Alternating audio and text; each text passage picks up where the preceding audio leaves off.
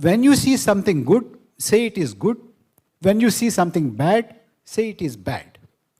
Then people will respect you. If you say only that which is wrong, that is not being fair. The Reserve Bank of India tells us that the tolerable maximum rate of inflation for us is about 6%. Today we are facing for months and years at a stretch about 7 to 8% inflation. Urban inflation is about 10% and rural inflation is about 7.5%. You see, this government, this ruling dispensation, this new India has reduced democracy to just an election every 5 years. Democracy is not just election. Democracy actually means a government by discussion, by talking, by listening to other people. This government doesn't listen. This government doesn't talk. This government doesn't discuss things. Namaskaram to everybody. First of all, I thank the Honorable Speaker, sir, Shri Shamsir Kar, for inviting me here today. I want to express my wonder about a legislature organizing a book festival, an international book festival. I do not think any other legislature in the country has taken such a great initiative. I may not be wrong if I say that not only India, but anywhere in the world, no legislature has taken such an initiative. We normally hear that poets, writers, and intellectuals are the actual lawmakers of a society. Here, in this legislature premises, not only are MLAs and ministers are given an opportunity to speak, they come to speak here, but under the leadership of Honorable Speaker and the government of Kerala, even writers are also allowed to come to a legislature premises to speak and share their ideas. This is something unique. And I compliment you, sir, for taking this great initiative.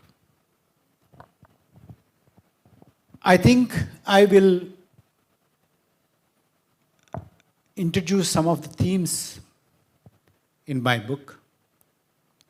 The Crooked Timber of New India, Essays on a Republican Crisis, briefly for about 20-25 minutes, and after that we can have a discussion. Sir, I must say a couple of things about the title of the book. The Crooked Timber of New India. I have borrowed this phrase from an 18th century philosopher, Immanuel Kant, who in a very famous essay said, "Out of the crooked timber of humanity, nothing straight can ever be made." when I was looking at what is happening in the so-called New India, I thought this New India's timber is so crooked that nothing straight can ever be made out of it. That is the reason why I have titled my book as The Crooked Timber of New India. Why do I call this a crooked timber? And I must also upfront tell you 2 or 3 things before I give you a brief summary of what I have argued in this book. People ask me, Parakala, you wrote this book criticizing the government, criticizing everything wrong that is being done by the central government. Don't you see anything good at all? Are you so blind? I must say a few words in response to this kind of a criticism. Sir, if you go to a doctor and the doctor tells you that there is something wrong with your heart or with your gallbladder or with your lungs, you don't come out of the doctor's room stamping your feet and say, look, what kind of a negative fellow is this? My ears are wonderful, my eyes are good, my hands are very strong, my legs are wonderful, everything is fine, but okay, I have a little problem with my heart, and this man points out only that. The doctor's job is to tell you what is wrong with you. And my job is to tell the Republic, tell the government where it is going wrong and what wrong is it committing. I'm not going to come out and say, this is wonderful, that is wonderful, this is wonderful, that is wonderful. There are so many people in this country who are doing that kind of a bhajan. There are so many people. I'm not there to join that kind of a bhajana mandali. One. The second thing they say, okay, you're sitting very comfortably and telling all the problems. What are the solutions? You have to tell me the solutions also, isn't it? Then I say, I can find out what is going wrong. I may not know the solutions. I am not an expert in solutions. But just because I do not know the solution, I cannot come up with the solution, that should not prevent me from being critical when I see something wrong.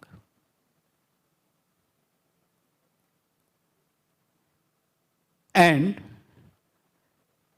people tell me one more thing. You have to be impartial. You have to be even-handed. You have to be fair. When you see something good, say it is good. When you see something bad, say it is bad. Then people will respect you. If you say only that which is wrong, that is not being fair. But sir, I tell you, in order to be called impartial by some vague group, I do not have to balance my criticism by once in a while praising also. That is not my job. My job is to say, as a citizen of this country, what is wrong in our public life, what is impacting us negatively in our republic. That is the task that I had given myself. That is what I have done. There's one more set of people who ask me, if not this person, you tell me who is the alternative? Alternative is to be decided not by Parakala Prabhakar or Shamsir or anybody. 140 crore people of this country will decide who is the alternative. They will have to decide. I don't have to decide. I don't have to say. And I don't have to have a ready-made answer as an alternative in order to point out what is wrong. That is my democratic right, to point out what is wrong if something is going wrong. I don't have to be ready with an alternative. I don't have to be ready with solution.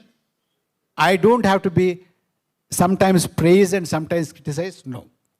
It is a straight critique of what is wrong. And what is wrong with the Republic of India today? Why am I critical?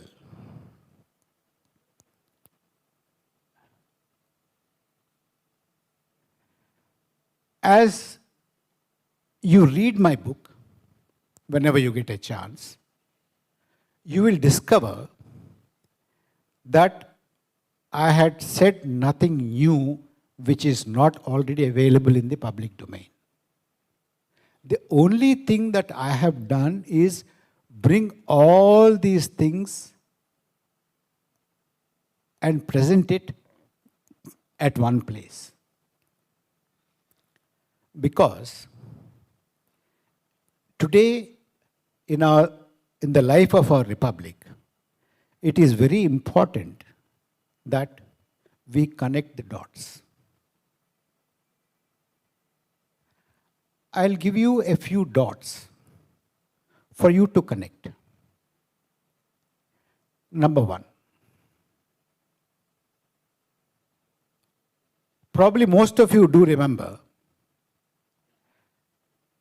about a year or a year and a half ago, there was a huge commotion about railway jobs in Bihar. There was rioting, there was strike, police lathi charge, rail roko, rasta roko, and all that. What was the issue? The issue was there were 35,000 jobs advertised by the Indian Railways. These jobs are called NTPC jobs, non-technical preferred categories, which means they are manual jobs which do not require much of a technical and professional qualifications. There were 35,000 jobs advertised, and 1.25 crore applicants came forward for 35,000 jobs. That is one point of crisis that our republic is facing. For 35,000 non-technical jobs, there are 1 crore 25 lakh applicants. Youth unemployment in India is one of the highest in the world.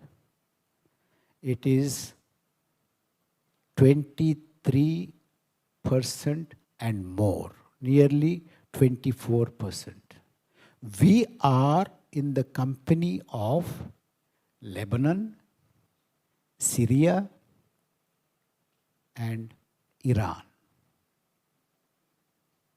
Our neighbor, which is a small country like Bangladesh, has only 12% youth unemployment.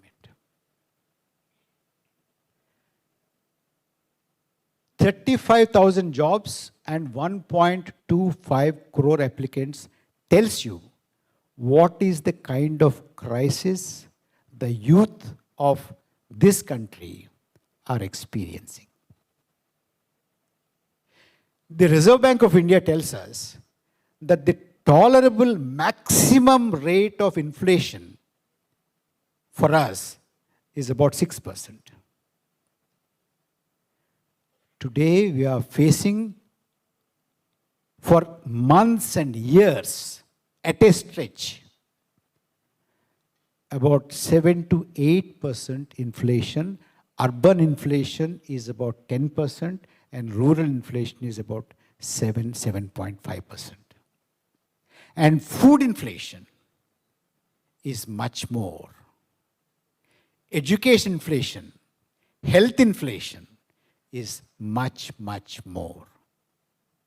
The informal sector in this country is in a deep crisis.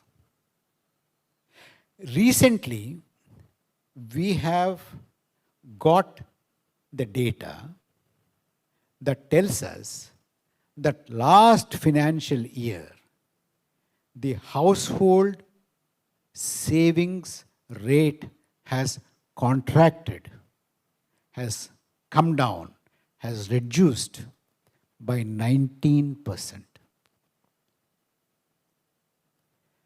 And the unemployment rate is at an unacceptable level.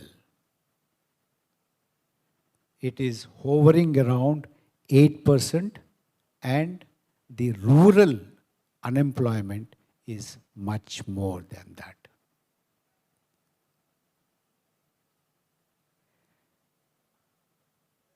The inequalities in our economy are growing.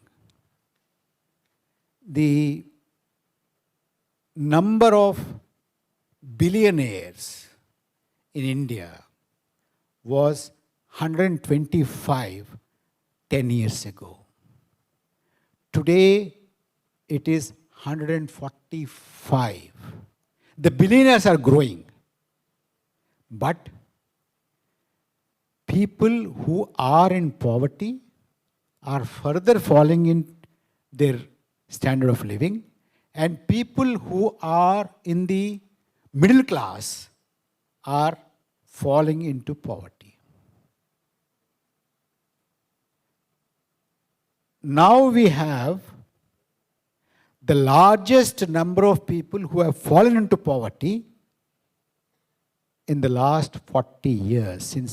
Since 1990s, this is the first ever time that the gross number of people who have fallen into poverty has risen for the first ever time since 1990s. On the other hand,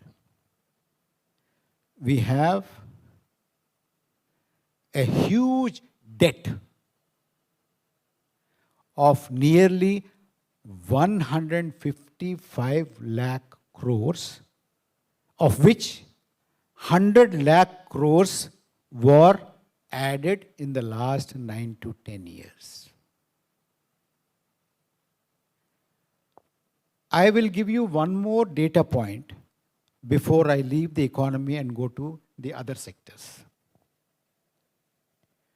The government wants us to believe that everything in India is well.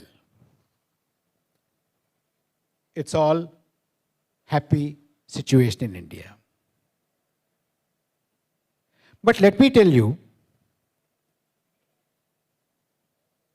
year after year, for the last 9.5 years, large number of high net worth individuals, HNIs are relinquishing the citizenship of India and moving out of the country. Sir, in 2014, 1,29,328 HNIs have relinquished their citizenship. In 15, 1,31,000. In 16, 1,41,000. In 17, 1,33,000. In 18, 1,34,000. In 19, 1,44,000. In 20, maybe because of COVID, 85,000. In 21 again, 1,63,000. In 22, 2,25,000 HNIs have relinquished the Indian citizenship and taken up citizenship elsewhere. Private investment in India used to be somewhere around 30% until 2014-15. Today it has fallen to 19%. Notwithstanding whatever the captains of industry tell us, that they're happy, that the government is doing well, that the policies are wonderful. If the policies are wonderful, the government is very good. If the investment climate is very good, as claimed by the captains of industry, why is their investment rate falling? Has fallen from 30% to 19%. The proof of the pudding is, when do you feel that the industry is comfortable with what is happening in the country? Only when they really put their money, not talk. But there is talk, there is no money. It is falling, it has fallen from 30% to 19%. This is something that we need to correct the dot.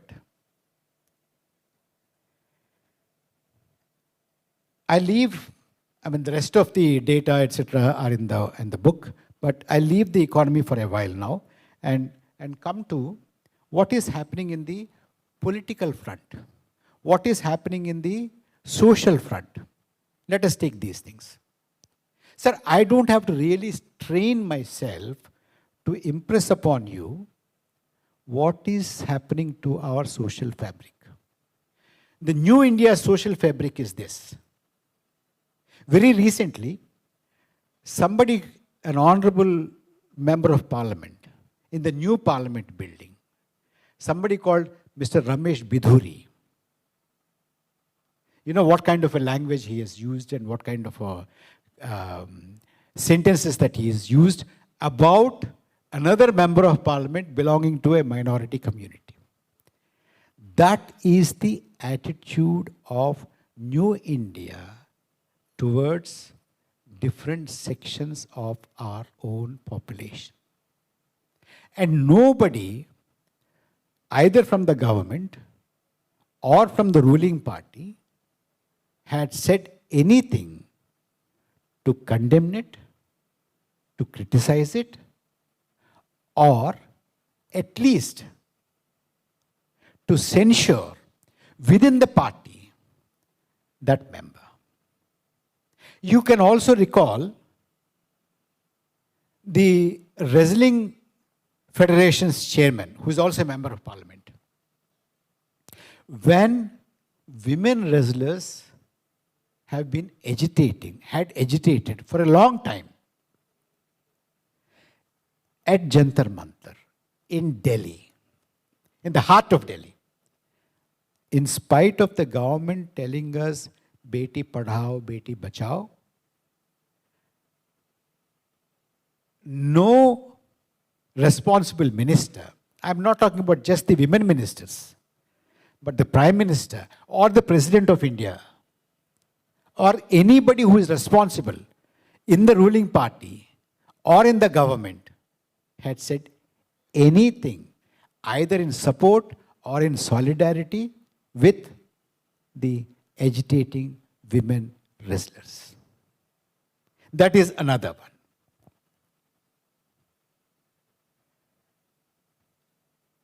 The ruling party today is the biggest political party in India, both in terms of membership as well as in terms of resources. The electoral bonds thing is being discussed in the Supreme Court. We don't know what it is going to say. But in terms of resources and donations also, that is the biggest party and the richest party. Maybe the biggest party on the planet Earth, we don't know. Probably it is. But that biggest political party does not have any place for the biggest minority in our country. This is the first ever time that the government of India has no Muslim minority member in the Council of Ministers. It has never happened before. Not only in the Council of Ministers, but the ruling party's parliamentary party in Lok Sabha has no member from the Muslim minority. In the Rajya Sabha, there is no member of Muslim minority. So in the cabinet, in the Council of Ministers, in the Lok Sabha, in the Rajya Sabha, from the ruling party, has no place for a Muslim minority member. Not only that, they don't have a Muslim minority member, but in the largest state of our republic, Uttar Pradesh, the ruling party has no MLA belonging to the Muslim minority, the largest minority in the country. Not only there is no elected member on behalf of the ruling party, but the ruling party has not even given a ticket to the largest minority in our country and the largest minority in that state also. Not only in Uttar Pradesh, in Gujarat, they have not given a ticket. In recently concluded elections in Karnataka also, there was no ticket given to a single member from the largest minority of this country. This is the attitude of New India's ruling party towards the civil society, to the social fabric of our nation.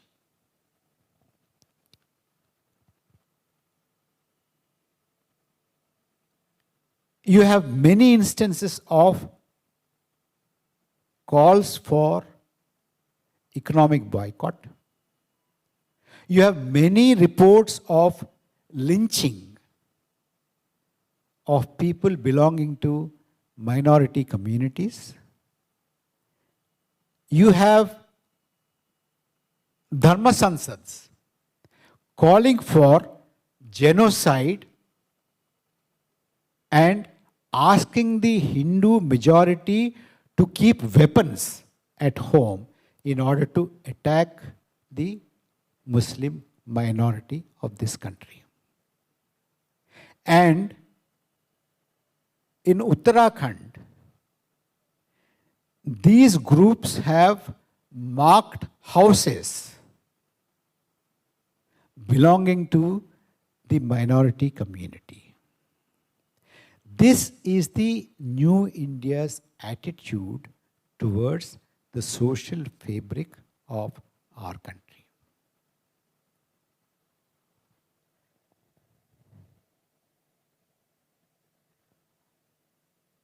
This has not happened all of a sudden. This has not happened with an open announcement. This has happened on the sly. This has happened as some kind of a smuggling in. I say this because, if you recall, in 2014, the then Prime Ministerial candidate and the present Prime Minister went on saying during his election campaign that he envisages a fight not between Hindus and Muslims, but Hindus and Muslims together fighting unemployment, corruption, and poverty. The fight is not between communities, but people together fighting against the evils. From there onwards, slowly it has come to a place where your citizenship is meant to be determined on the basis of the religion that you belong to. Citizenship is not divorced from religion. That was the founding value of our republic and our constitution. It is a secular country, it is a tolerant country, it is a liberal country, it is a diverse country, respects every region, every religion, every persuasion, every point of view, but that now is being sought to be replaced by a majoritarian narrative trying to say that this country belongs to the majority Hindu community and all other communities, if they want to live here, will have to accept that fact and accept their subordinate position. And if they do that, they can live peacefully. If they can't, they have to face the consequences. This is the crooked timber of New India. This is the social fabric. Now, this country, 14, 15, was under a spell because very cleverly a lot of programs were launched and a lot of programs were launched with a huge hype. Make in India, Skill India, Stand Up India, Khelo India. Now it has come to Shut Up India.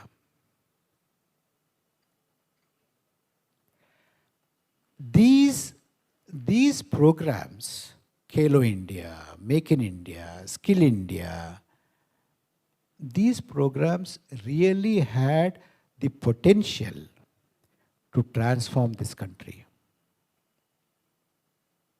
provided they were implemented with dedication and with honesty. Sir, I can tell you that I have worked hard in looking at the fate of these programs by going into the annual reports of all the ministries which are in charge of these programs. No annual report tells you anything about these programs and their progress. What is the outlay? How many people were trained? How many people were benefited? How many people had been brought into the program? How many people were touched by these programs? Nothing. And I can tell you one thing, that even if there is a small achievement anywhere in these programs, this government would have made a huge noise about it, because this government is a great expert in making a huge noise about even a small thing. But did anybody hear the Prime Minister talk about any of these programs from the Red Fort? No. Did anybody hear any minister talking about these programs in the Parliament? No. They don't talk about it because there is nothing. Once the program is launched with a huge fanfare and huge advertisement, huge billboards, huge cutouts. Once the headlines are managed, then the programs are forgotten. I can tell you one concrete example of a program called Beti Padhao, Beti Bachao, of which the fund that was allocated, the resources that were allocated, the budget that was allocated to this fund, 79.8% of that fund was spent on advertisements and hoardings. I don't have to tell you with whose picture. They're all over. In petrol pumps, on the highways, in the railway stations. They used to be everywhere. But nearly 80% of the fund was for advertisement. That is the kind of dedication that this government has for any program that was launched, which had the transforming potential.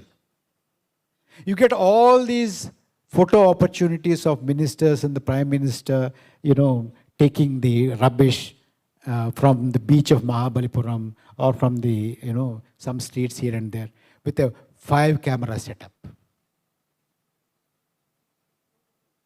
That is the only thing that we get out of it. And what is happening to the democratic process in our country? So please recall the 3 farm laws which were enacted. How were they enacted? These 3 farm laws were made into a law in 10 minutes without any discussion in the parliament. That's all, just 10 minutes.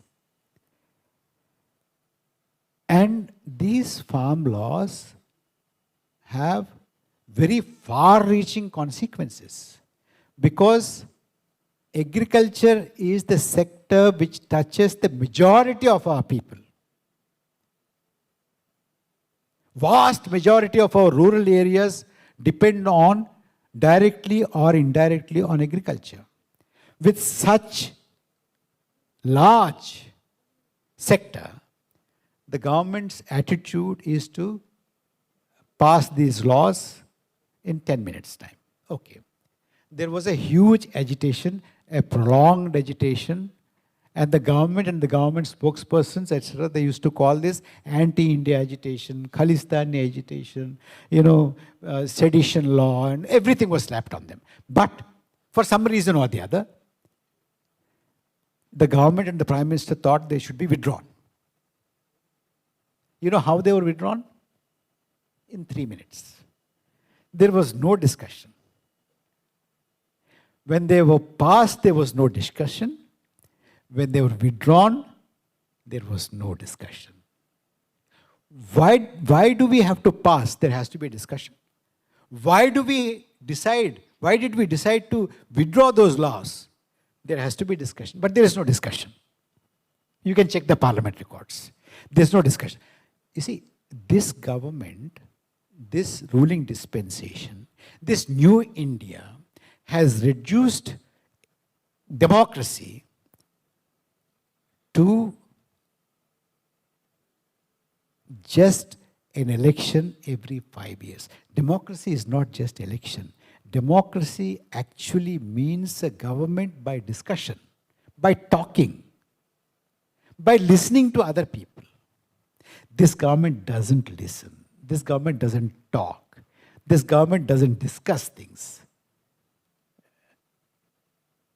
If you say anything, we got the mandate. What kind of a mandate have you got?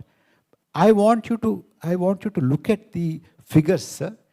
This government, although it has a brute majority in the Lok Sabha, but its vote percentage is only 33%. This government rests on 33% of mandate. 67% of the popular vote is outside this particular dispensation. Well, our democratic system is like that. If that is split into small parts, the largest, biggest minority. Actually, India has always been ruled, not just this, always been ruled by not single largest majority, but the single largest minority. That has been the bane of our democratic system.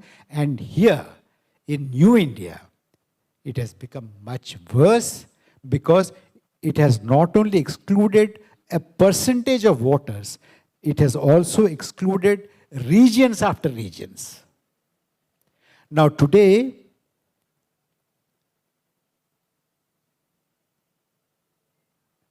a state which is an inalienable part of our republic, Manipur. The government just doesn't bother about it. There are massacres. There is genocide. There was genocide. Women are paraded naked. The government doesn't respond.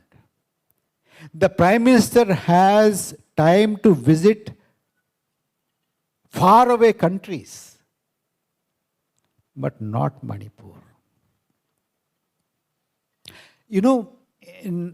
I'll conclude in another minute. In last year, when we kicked off the Azadi Ka Amrit Mahotsav, on that morning, August 15th, 2022,